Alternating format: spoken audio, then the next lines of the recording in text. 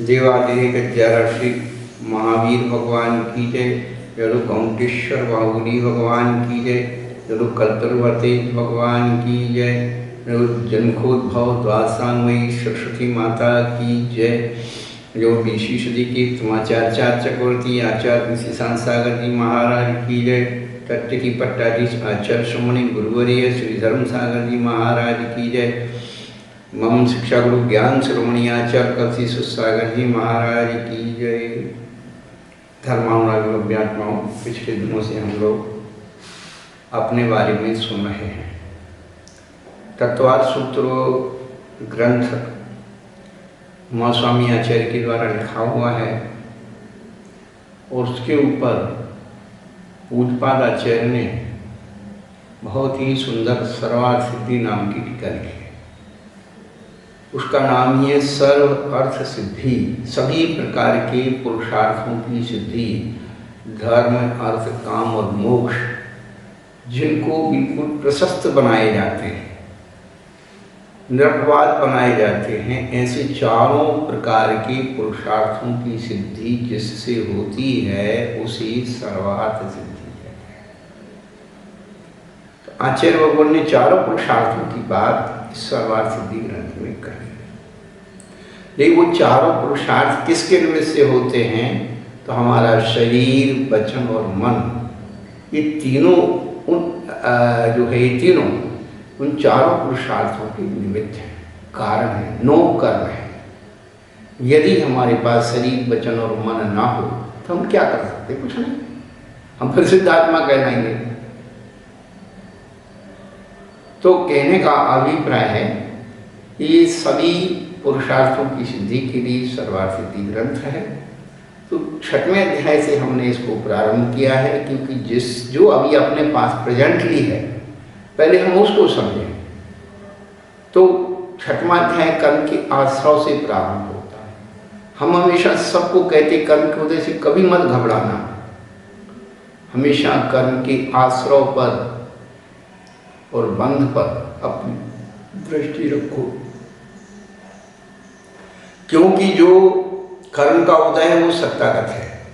यदि हम कर्म के आश्रव बंध पर दृष्टि रखते हैं तो जो सत्तागत कर्म है वह भी अपने आप में ढीला पड़ जाता है,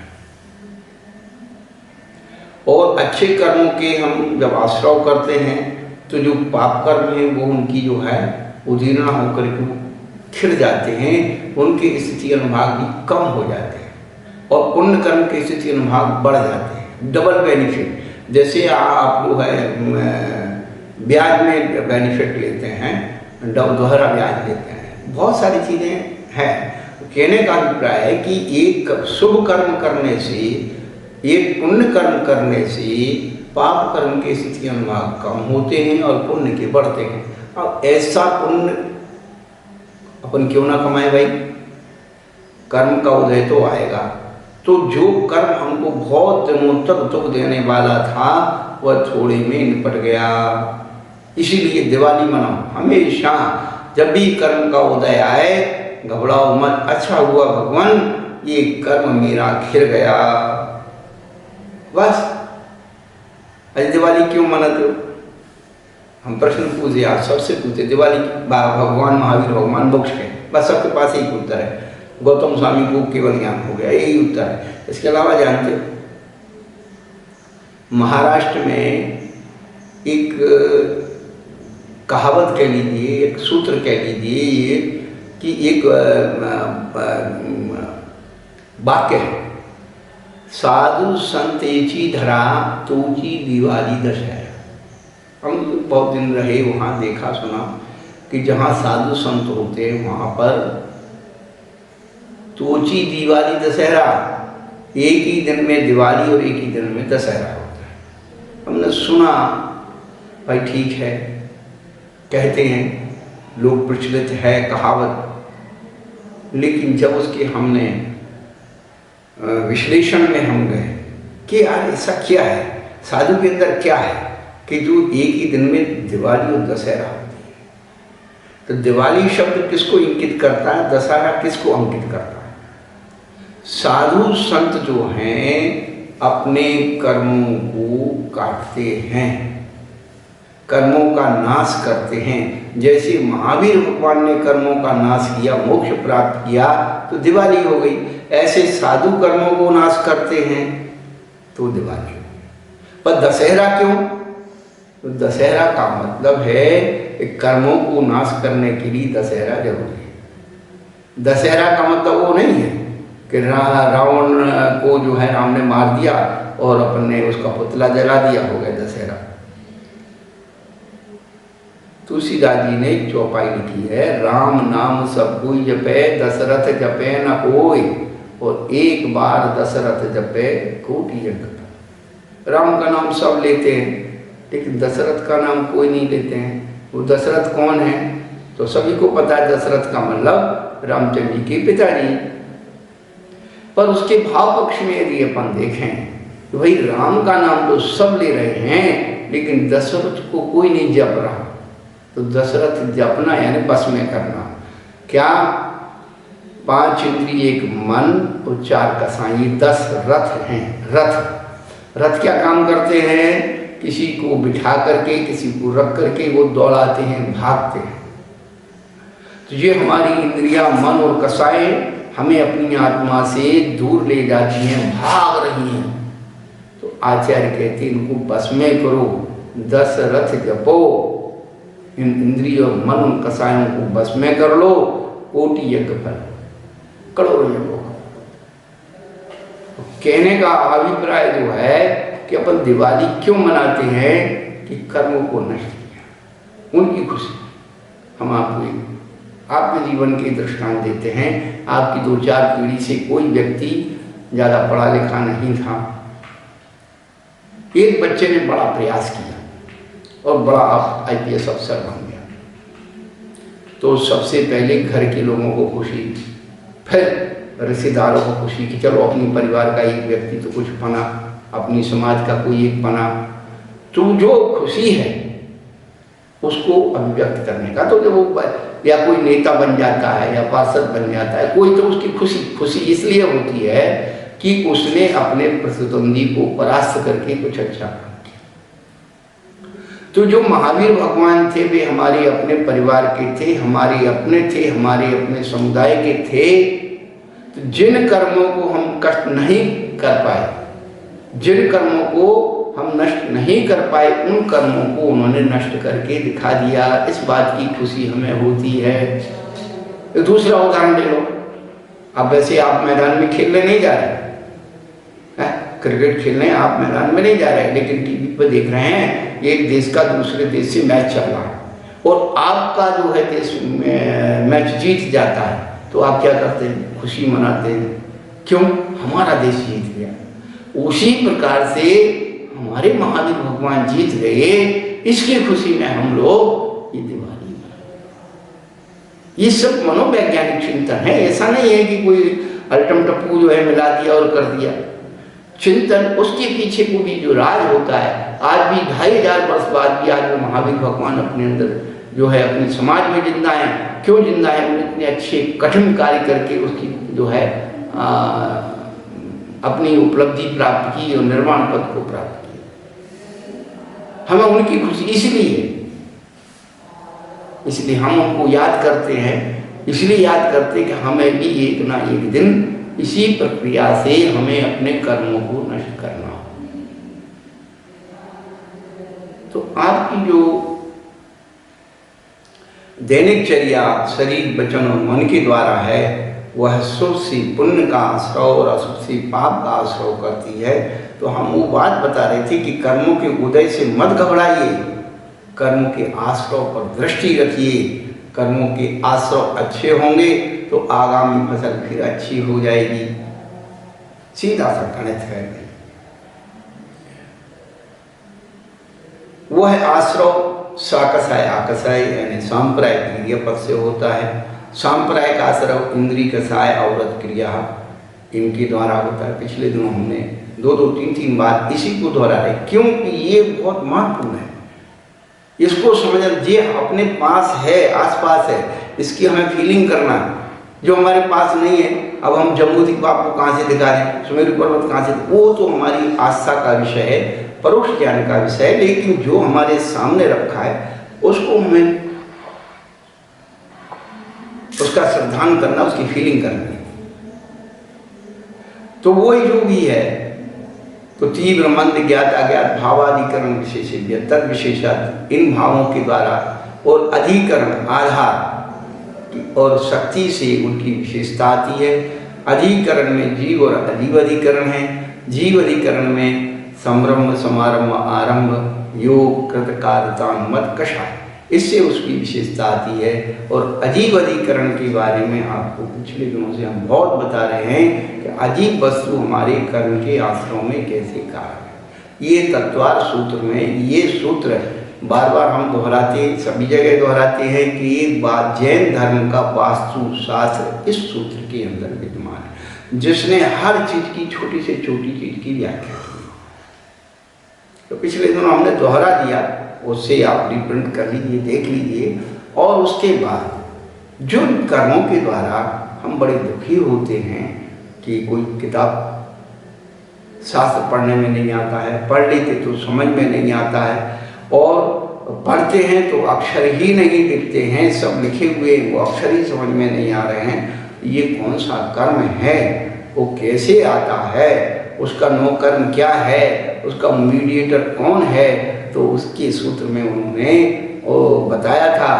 तत्प्रदोष निंदो माँ सार्यांतराया साधनोपघाता ज्ञान दर्शना वर्ण योग। इतना प्रिय सूत्र लगा मुझे जीवन में, इसका चिंतन किया। हमारा जो ज्ञान क्यों कुंद हो जाता है, क्योंकि हम कल्पना से जीते हैं, अच्छे आत्महितकारी वचनों की प्रशंसा मन से नहीं करते हैं, उसको प्रदूषित बता करके उसको उपेक्षा करते हैं, इसलिए ज्ञानाबंदी करना आता है। कभी भी अपने मन से अच्छे ज्ञान की आलोचना मत करो, मन से मत सोचो कि सब बेकार है। अरे ये की बात सोचो, लिखा तो अच्छा है, सुना तो अच्छा है, लेकिन मेरे कर्म का उदय है, मुझे समझ में नहीं आ रहा, तो हम उस कर्म के बंधन से बच जाएंगे, कर्म के आश्रय से बच जाएंगे। प्रदोष के बाद निम्न हो, जगह जगह सब ज्ञानी बन गए। आजकल इतने आत्मज्ञानी पैदा हो गए, आगम ज्ञानी पैदा हो गए। इस शास्त्र में नहीं है, ये आगम में नहीं है, ये फलाना नहीं है, ढुमका नहीं है, तो क्या है वो तो बता दो। सो जानते नहीं है, तो खुद जानते नहीं, दूसरे की मानते नहीं, इसका नाम है निंदा।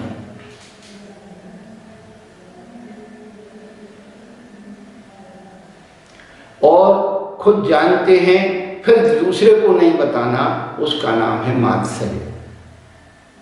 खुद जानते नहीं, मानते नहीं, जानते हैं बताते नहीं, लेकिन कोई अपने प्रयास से कुछ सीखना चाहता है तो आप उसको भी बाधा करते हो।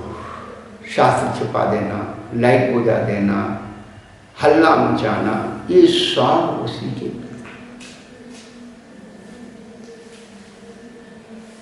शास्त्र बेचना, प्रवचन के पैसे लेना, ये सब वही है। आप हम और आप कहीं बचने वाले नहीं हैं। अंतराय और आशादन। अब कोई थर्ड पर्सन से, उसको नहीं आया, हमसे तो पूछेगा नहीं, हम बताएंगे नहीं, वो थर्ड पर्सन से पूछ रहा है तो हमें मालूम पड़ेगा उससे पूछ रहा था, हमने उसको भी मना कर दिया शरीर से कि भैया उसे नहीं बताना, उसे नहीं बताना, तो ये भी आसाधन हो गया। अब उसने किसी तरह से ज्ञान प्राप्त कर लिया, अब हम उसके पीछे पड़ गए, उसको संकलेश कैसे उत्पन्न हो जाए, उसका ज्ञान कैसे छूट जाए उससे, तो ये उपघात हो। कितने सरलतम तरीके से यदि हम अपनी भाषा में सीख लें और उसे दिमाग में ले आए तो कल्याण का मार्ग है। ज्ञानावर्णी दर्शनावर्णी के बाद वेदनी, तो वेदनी में असाता वेदनी साता वेदनी दो हैं। तो पहले असाता का वर्णन किया, दुख शोक तापा कृदन बल परिदेव नान्यात पर वह स्थान शैव। पिछले दिनों हमने सबको बता दिया कि थोड़ा लगा और ज़्यादा रो रहे हैं, थोड़ा दुख है ज़्यादा बता रहे हैं, वही प्रक्रियाएं, चाहे छोटे हों चाहे बड़े हों। दूसरे की सिंपैथी पर अपनी दृष्टि होना कि मेरे दुख से सामने वाला कितना दुखी हुआ है, ये विचार करना, ये भी असाता वेदनी कर्म के आश्रय का कारण है। पर साता वेदनी कर्म के आश्रय के कारण के लिए क्या 9 कर्म है? भूत वृत्त अनुकंपा दान शराग संयमादि योग शांति शौच मिति सद्विद्य स्व। ये सूत्र बड़ा महत्वपूर्ण है। आज घरों में असाता वेदनी बहुत हो रही है। ऐसा कोई घर बाकी नहीं है जिसके घर में औषधि का भंडार नहीं हो। आप 50 साल पहले जाइए, कोई 1 आध साल में किसी को सर्दी जुकाम खांसी होती थी और आदमी ने उकाली बनाई, पी, थोड़ा सा काढ़ा लिया, चिरायता पिया और स्वस्थ। आज हर व्यक्ति कोई ना कोई बीमारियों से ग्रसित है। क्यों है? इसका रीजन क्या है? क्योंकि उसने साता वेदनीय कर्म के परमाणुओं को कमाना बंद कर दिया।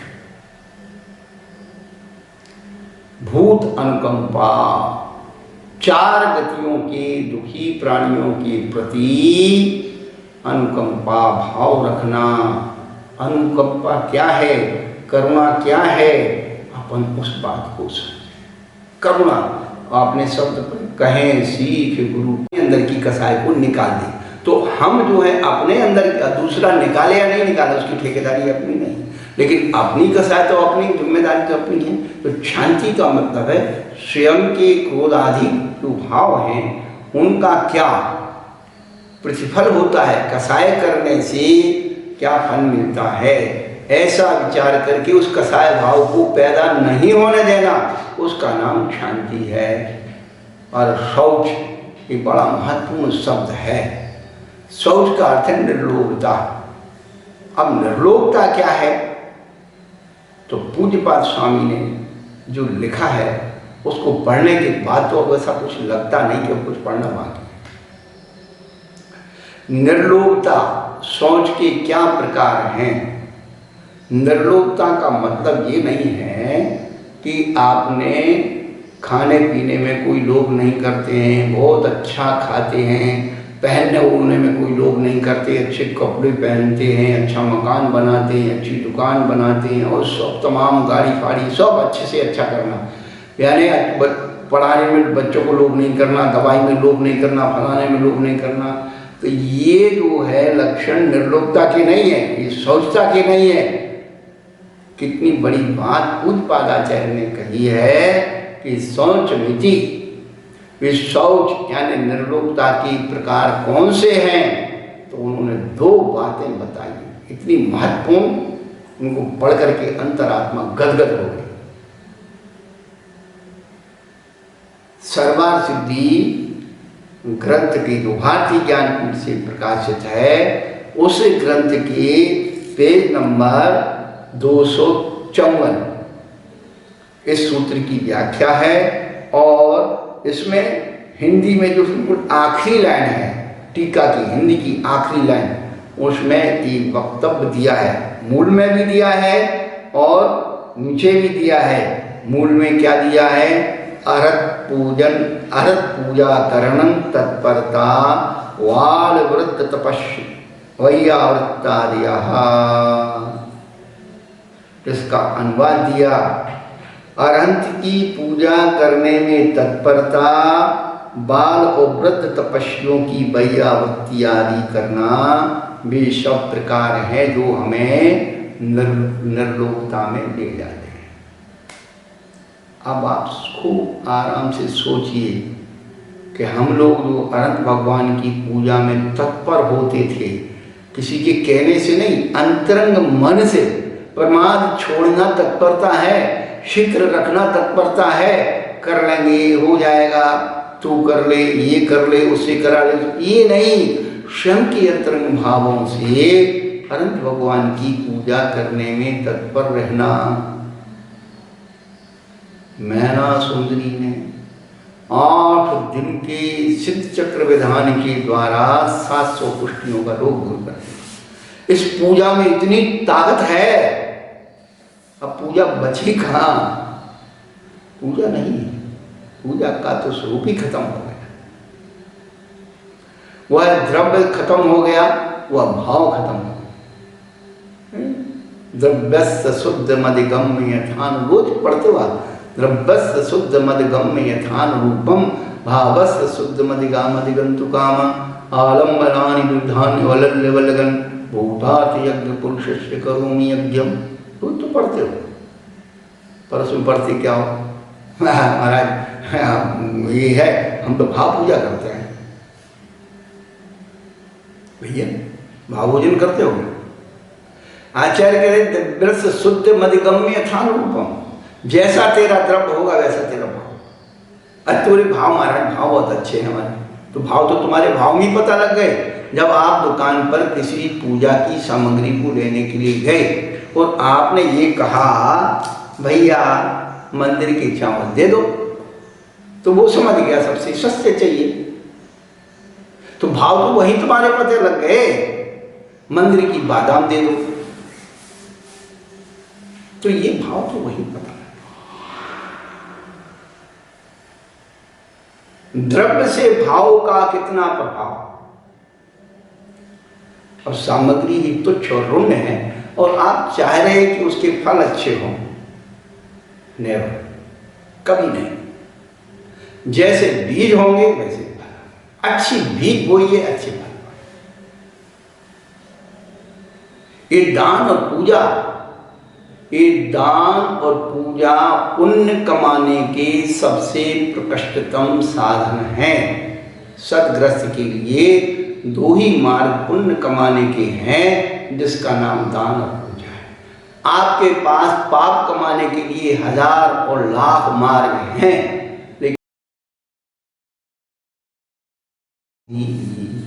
दान देना और पूजा करना ये सद्ग्रस्त का मुख्य धर्म है।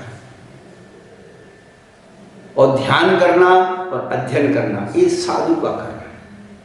यदि गृहस्थ दान और पूजा नहीं करता है तो कहते कि तू गृहस्थ ही नहीं है, श्रावक ही नहीं है। और साधु अध्ययन और ध्यान नहीं करता है तो वो साधु। हमारे यहाँ तो यही परिभाषा दी, बाकी आप लोगों ने कितनी पढ़ी है वो आपकी आप जाने। तो अर्थ पूजन तत्परता, एक शब्द पर हमने बहुत रिसर्च किया। आज हमारी पूजा की तत्परता खत्म हो गई, पूजा की सामग्री का स्वरूप बदल गया, तो क्या बचेगा आपको? ये थाली से उस थाली में चढ़ाया जय भगवान की जय, पूजा हो गई सब है। अब पूजाएं बची कहाँ? प्राचीन जो हमने जितना भी अध्ययन किया है कि देव की पूजा, शास्त्र की पूजा, गुरु की पूजा, तीनों पूजाओं की सामग्री अलग अलग 3 बार में चढ़ती थी। देव के लिए पहले पूरी पूजा होगी, अष्ट सामग्री चढ़ेगी, फिर शास्त्र की पूरी अष्ट सामग्री चढ़ेगी, फिर गुरु का अष्टक चढ़ेगा, अलग अलग। परंतु शिव भक्ति के आदमी के समझ में नहीं आया तो तीनों पूजाएं एक कर दी, देव शास्त्र गुरु की मिक्सचर पूजा कर दी। हमने अभी देखा, हमारे पास इतने पूजा संग्रह प्राचीन आचार्यों के हैं, हमने देखा यार कितनी बढ़िया बढ़िया चीज़ें इन आचार्यों ने लिखी हैं, और हमारे विद्वानों ने साहब को एक तरफ बांध के पोटली में रख दिया और हमने पूजा बनाई, ये करो, ये बहुत अच्छी है, तुम्हें समझ में आएगी और तुम्हारा कल्याण होगा, कुछ नहीं होने वाला, जो करते रहना। तो फिर क्या हुआ, देव शास्त्रों की पूजा एक कर दी। पहले तीनों की अलग अलग थी। संस्कृत की पूजा आप उठा के देखिए, भारतीय ज्ञानपीठ पूजांजलि में छपी, सार्वा सर्वज्ञनाथा सकल तन्मृताम पाप संताप हरता, कितनी बढ़िया पूजा है। आप कभी संस्कृत की पूजाएं पढ़ करके तो देखो, क्या स्वाद है उनके अंदर, क्या आनंद है, क्या विशुद्धि है। रैजू कवि ने बनाई, पद्मनंदी आचार्य ने संस्कृत की पूजाएं बनाई, उनको पढ़ो। तो वो देव शास्त्रों की पूजा एक हो गई। फिर ये 50-60 साल में उन्होंने कहा देव शास्त्रों की पूजा में यार बहुत वो लगता है, फिर विद्यमान भी शंकर और शिव प्रभु इनकी अलग अलग पूजाएं करना पड़ती हैं, तो उन्होंने सब तीनों पूजाओं को एक कर दिया। अब ऐसी पूजा बन गई कि जिसमें देव शास्त्रों पूजा है, विद्यमान भी शंकर हैं और शिव भगवान हैं, 10 लक्षण है, 16 कारण, नंदीश्वर, फलाना, सब एक खिचड़ी बना दी।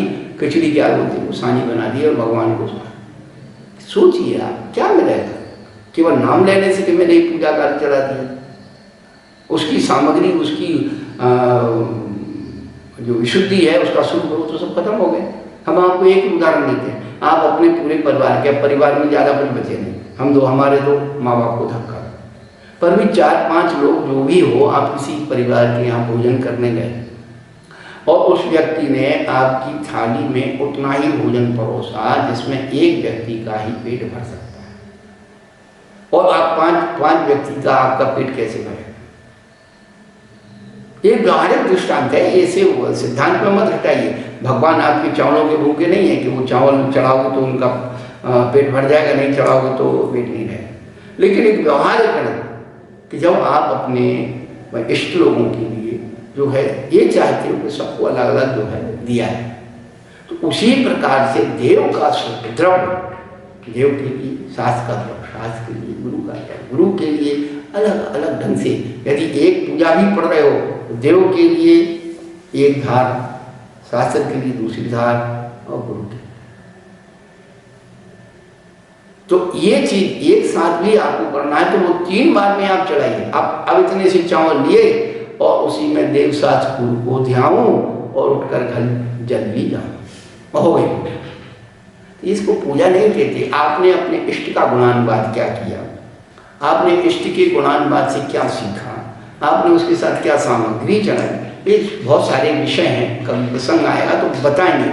लेकिन मूल बात है कि तो पूज्यपाद आचार्य लिख रहे हैं कि अरहत पूजन तत्परता, ये तत्परता पद जो है एकदम विशुद्ध है कि हमें अपने अंदर उत्साह होना चाहिए, बहुमान होना चाहिए अपने परमेश्वर के गुणानुवाद को, उस सामग्री को चढ़ाने।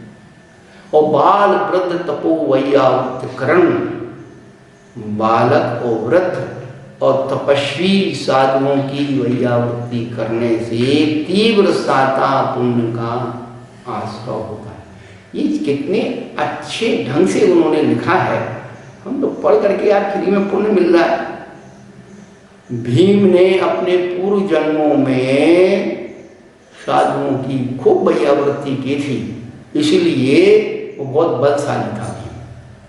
हनुमान ने अपने पूरे पूर्व जन्मों में बहुत गुरुओं की वैयावृत्ति की थी, से बजरंग बली बने। देखो सहनन मिलना सबके साथ है, सहनन तो सबके पास था, अर्जुन के पास भी था, पर सहनन में और विशिष्ट शक्ति, वीर्य, बल वो उत्पन्न होना। कोटि भट्ट श्रीपाद देखिए आप, यानी एक ही व्यक्ति करोड़ों को हरा दे उसे कोटि भट्ट कहते हैं। वो ताकत, वो वीर और शक्ति इन तपस्वियों की वैयावृत्ति करने से आती। रिद्धियों की मंत्र आप जब पढ़ते हैं, वो आप पढ़ते नित्या प्रकंपात बुधकई विलोगा मन पर्य सुतभूता दिव्यावधि ज्ञान बल प्रबोधा स्वस्ति क्रियाशु, तो उन सारे रिद्धियों का वर्णन है। 8 रिद्धियों को फिर उन्होंने और उपलक्षण से उसे बांट दिया। वो उस रिद्धियों का महत्व क्या है, आप साधु को क्या सामान्य चीज समझते हैं? साधु का मतलब है चैतन्य पुण्य परमाणुओं का पिंड, चैतन्य पुण्य परमाणुओं का पिंड। हमने पिछले दिनों भी बताया कि आपसे कोई कहे साधु बनो तो आप एक ही बात करें, महाराज हमारा इतना पुण्य नहीं। तो हम ये कहते हैं कि तुमसे ज़्यादा पुण्य हमारा था तो हम साधु। तो ये पुण्य के परमाणु है, और इनकी यदि हम अभी आगे बताएंगे, आपको बहुत अच्छी से बताएंगे कि इनके संपर्क में आने से, इनकी तपस्या से उत्पन्न होने वाली जो परमाणु है, जो विशुद्धि है, उसका प्रभाव उनका हो रहा है, वो हमारे शरीर को बीमारियों से दूर करता है। आशी विष, दृष्टि विष, उनके जो है जल मल पसीने में औषधि गुण आ जाता है। उनके शरीर की हवा से स्पर्शित हवा दूसरे को लग जाए और निरोग हो जाए। आप सोचे हवा से कैसे होंगे? अरे आप कहते हैं ना हमारा झाड़ा लगा दो, झाड़ा लगा दो, ये क्या है? तो वो जो है अपने ऊर्जा को आप तक संप्रेषित करते हैं, ये तो झाड़ा लगा। तो कहने का अभिप्राय है कि हम तीव्र शातावीरनी कर्म को लाना चाहते हैं। तो हमने अपना जो जीवन, जो द्रव्य, जो सामग्री, जो समय हमें देव साधु की आराधना में लगाना चाहिए, उस तन मन धन की सारी शक्ति को हमने विषय भोग में लगा दिया। अशाता के परमाणु खरीद लिए। अब वो अशाता के परमाणु जब खरीदे तो आप देख रहे हो एक एक घर में, आप कितने बड़े घर के हो, कितने, एक घर से ज़्यादा कोई अच्छा होगा तो एक श्रीफल ले जाएगा या कोई गोला, बाकी पूरे घर से आप पूरे घर में उठा करके देख लो तो 10-15 रुपए से ज़्यादा की सामग्री मंदिर में नहीं चढ़ती। चारों जीव हैं, वो हमारी बड़ी बहन जी होती है, एक बड़ा कटोरदान रखती है, उसमें कुछ सामग्री भरती है और पहुंच गई दीदी पूजा कर रही है। क्या कर रही है? 4 सहेली मिल गई, दाल भात कर रही है, इतने से चावल लिए और एक ढेरी में चढ़ा दिए और आधा कटोरा जो का क्यों रहा, मैंने एक पाव कटेरे में ही पूरी पूजाएं हो गई 8-10 और 10 वो किसी में लौंग चढ़ा दी, किसी में एक चटक चढ़ा दी, किसी में एक क्या बोलते हैं किस्मत चढ़ा दी, बस ये 2-4 चीज़ें होती हैं और एक आदमी किसी में बादाम चढ़ा दी, अंदर पूजा करके। ये पूजा नहीं है। हम ये कहते हैं कि आप अपने बच्चों को रोज, आज के ज़माने, पहले ज़माने में आप 50 साल पहले हम 5 पैसा मिलकर दिवाली मनाते, आज हर बच्चे को कम से कम एक घर में 10 रुपया, 5-10 रुपये से कम जो है, 2 साल का बच्चा हो गया तो 5 रुपया उसका खर्चा दिन का बढ़ गया। चाउमाऊ चाहिए उसको, एक पैकेट चाहिए और बड़ा हो गया तो उसको 10 चाहिए, फिर 20 चाहिए, फिर 50 चाहिए, 100 चाहिए, ये सब बढ़ रहे हैं, रोज खर्चे बढ़ रहे हैं। तो हमने विषय भोगों की सामग्री के लिए खूब खर्चे बढ़ा लिए, लेकिन पूजा के लिए आज भी हम लोग थोड़े वहीं के वहीं। हाँ, थोड़ा सुधार हुआ भोगों की वाणी से, तो थोड़े से पहले जो कंट्रोल के चावल आते थे अब आपका कंट्रोल तो बंद हो गया, लेकिन कंट्रोल बंद होने से ये मतलब कि आप बाजार जा करके पूजा के चावल अलग से खाएं। आप जो भोजन के लिए चावल रखते हैं उसी चावल को शोध करके आप चढ़ाइए। जो आप कागजी बादाम आप खाते हैं, अच्छे अखरोट खाते हैं, सूखे मेवे चढ़ाइए। हम कभी नहीं कहते भाई ठीक है जो आप जिसकी मान्यता वो करो, तो सूखे मेवे में भी, सूखे फलों में बहुत सारे फल आते हैं, केवल वो बादाम जो है गुठली आपने चढ़ा दी और फल हो गए, बाकी का क्या हुआ? अरे अच्छे फलों का नाम जो है सूखे फलों में भी आते हैं, छुआरे आते हैं, सुपारी। अब सुपारी तो मंदिर में देखने को नहीं मिलती, क्यों? महंगी हो गई, सारा गुटखा में चली गई सुपारी, और लाओगे भी तो जिसको वहां पर क्या करते हैं, वो कच्ची टूट जाती है ना, वो घेर करके रखते हैं, वो सारी सुपारियां क्या करते हैं, गुटके में जा रही है, या थोड़ी बहुत बची रहती तो वो पूजा की सुपारी बन जाती है। उसका नाम पूजा की, खाने की सुपारी अलग, पूजा की सुपारी अलग। ये हमने भेद कर दिया ना, इसलिए पूर्ण फल नहीं मिलता। पूर्ण शातावीरनी कर्म को लाना है तो हमें 2 चीज़ों पर ध्यान देना होगा। एक तो अनंत भगवान की भक्ति इतने ठाठ से करो, भली सूखी सामग्री से करो, जैसे भी करो, लेकिन अपनी सामग्री हो, अपने लगी हुई सामग्री हो, और अपने हाथ से स्वच्छ साफ की हुई सामग्री हो, स्थान अपने हाथ से बनाया हुआ हो, सब चीज़ें अपने हाथ से व्यवस्थित। तो हम एक बात कहना चाहते हैं कि आज दवाइयों में इतना पैसा खर्च हो रहा है, घर में 4 व्यक्ति, चारों बीमार हैं। क्यों बीमार हैं? क्योंकि हमने अशाता को उपाय दिया। हम शाता लेना चाहते हैं, शाता के परमाणु लाना चाहते हैं, तो अपने आप दवाइयाँ बंद हो जाएंगी। आप भगवान का नाम अच्छी तरह से, वो सामग्री भगवान को अच्छे से चढ़ाइए। रोज 10-20 रुपए की सामग्री डिब्बे भर करके, ऐसा हमें ये लगता है और इतनी सामग्री चढ़ाएंगे, माली ले लेगा, माली के चलिए। अरे हमें भगवान नहीं दिख रहा है, माली दिख रहा है। हमारा व्यवहार किससे? भगवान से। हम एक प्रश्न छोटा सा पूछें, आपका करोड़पति जमाई है, आपका करोड़पति जमाई है और उसके जेब में भी उस समय 10, 20, 50 हज़ार रुपये रखे, और आपके घर आया तो आप हल्दी टीका से एक लिफाफा पकड़ाते हैं। क्या पकड़ाते हैं? अरे उसकी क्या कमी है? फिर भी 11,000, 21,000 भैया टीका, कोई अच्छी कीमती गिफ्ट देते हैं, उसकी कमी है क्या? वो 3 लोग के नाच की क्या कमी है जिसका समोषण कुबेर रचता है रत्नों की सामग्री से भगवान की पूजा करता है, वो तुम्हारे चावल से खुश होगा क्या? लेकिन ये पूजा की सामग्री हमारे अपने लिए है, इससे लोभ छूटता है।